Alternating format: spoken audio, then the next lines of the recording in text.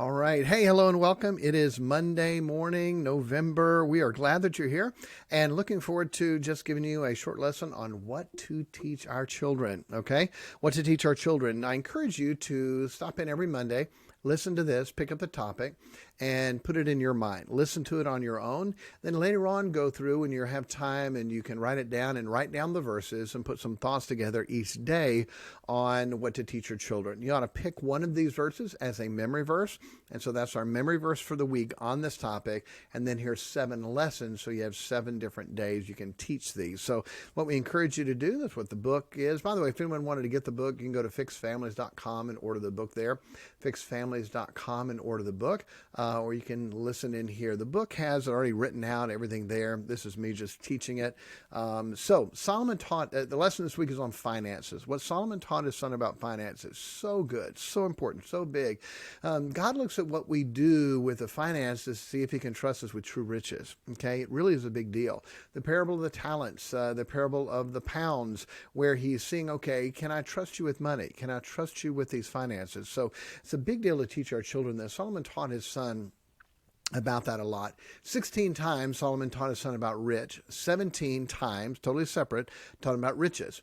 8 times it taught him about substance, 13 times about gold, 12 times about silver, 8 times about increase, okay, your increase, and 37 times he taught him about poor. That's a lot of times to teach your son about finances. We find today most parents do not teach their children how to budget, how to save, how to give, how to plan and prepare for life with your finances. And it really is something that people don't look at and see. So I want to give you 7 days of that. Here we go. Number 1, put God first with all you have. Put God first with all you have. Romans 3, 9 and 10. Honor the Lord with thy substance and with the first fruits of all thine increase. So shall thy barns be filled with plenty, and thy presses shall burst out with new wine. What a great thing. You give, God is going to bless you. Simple principle. From the time our children were little, we never gave our children allowances because, listen, we allow you to live here. That's enough. You don't get an allowance just because you live here. But if you do extra work, and there's things we have that we can do that are extra, you don't get paid for cleaning your room or washing dishes. You eat here. You live here. But I would let the girls iron my shirts. I would let the boys shine my shoes. And I would pay them for that. Things that aren't necessarily falling under their responsibility, something extra that I could pay them for. And so they had money. And we teach them from the beginning how to tithe. Honor the Lord with thy substance and with the first fruits of all thine increase. When you put God first, you give what you have. God bless 7. There is that maketh himself rich, yet hath nothing. There is that maketh himself poor, yet hath great riches.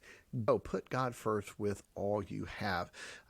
Our children, from the time they were born, were taught that. I don't think they've ever made a dime without tithing on it, and blessing for that. So very important.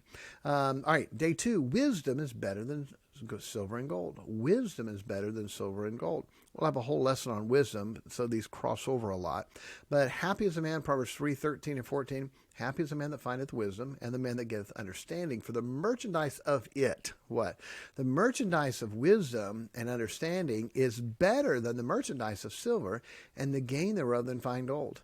Boy, what people do to have gold, to have silver. Let me help you. Better than that, find wisdom. Get understanding. Those are better. Those are more. You'll have more with those. Proverbs 16:16. How much better is it to get wisdom than gold, and to get understanding rather to be chosen than silver? So make sure our children understand what the important things are. If you get wisdom, you will get silver and gold. If you have silver and gold and don't have wisdom, you will lose your silver and gold. Okay?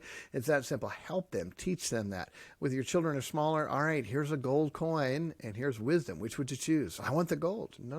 Let me show you. And teach them that. If you have gold without wisdom, guess what happens to your gold? It's gone.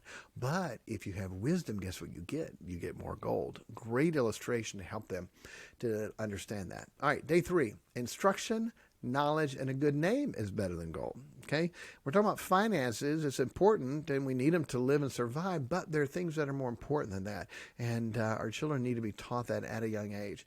Proverbs 8, 10, receive instruction and not silver, and knowledge rather than choice gold. Proverbs 8, that was 8:10, Proverbs 8:19. My fruit is better than gold, yea, than fine gold, and my revenue than choice silver. Again, that's wisdom. Proverbs 22, 1 and 2. A good name is rather to be chosen than great riches, and loving favor rather than silver and gold.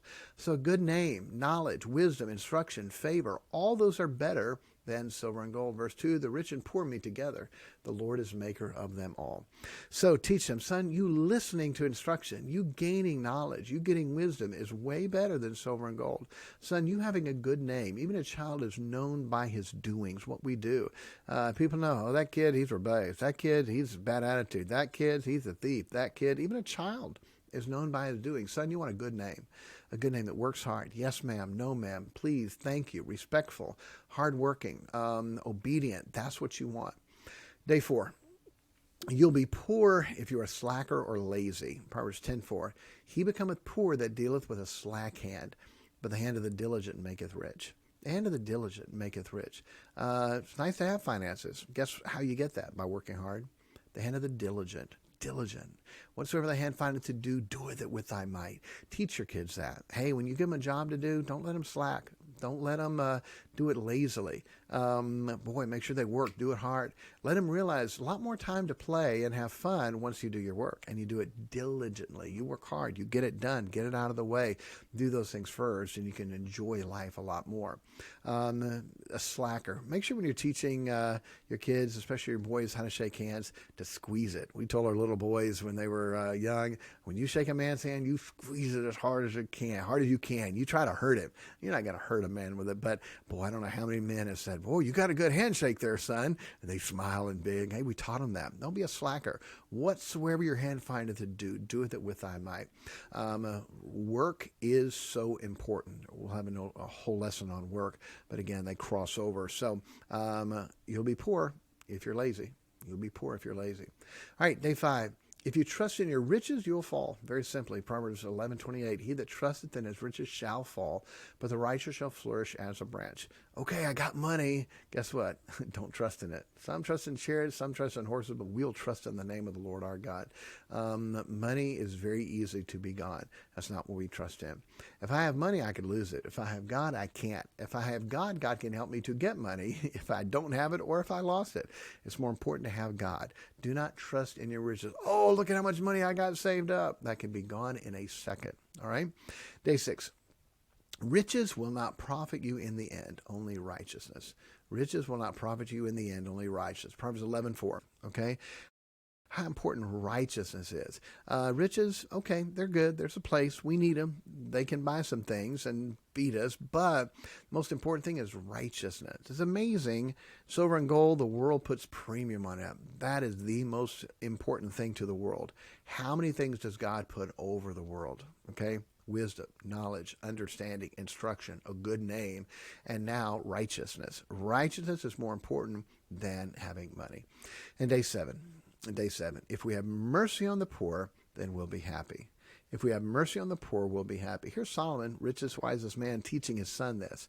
Proverbs 14:21. He that despiseth his neighbor sinneth, but he that hath mercy on the poor, happy is he. Son, care about others. Look to help them. It's not all about you. Proverbs 14:31. He that oppresseth the poor reproacheth his maker, but he that honoreth him hath mercy on the poor. To have mercy on them, to care about them, to help them. Proverbs 22:16. He that oppresseth the poor to increase his riches, and he that giveth to the rich shall surely come to want. So we'll have whole lessons just on the poor. Solomon taught his son a lot about that. But here, to have mercy on them, to care about them, to take what you have and be able to feed somebody, to clothe somebody, to help somebody that has a need. I don't think we should give money to people just on the side of the road that are going to take it and do drugs with it. I don't think that's good, but hey, I'll buy you a meal.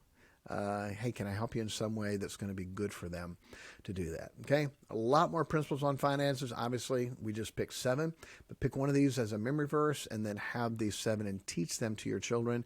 They are so important to understand finances, but to understand how many things are better and more important than the finances. All right. Hey, God bless you. We'll see you next week or tomorrow for a short one, but next Monday we'll have one of these every week to teach you what we need to teach our children. God bless.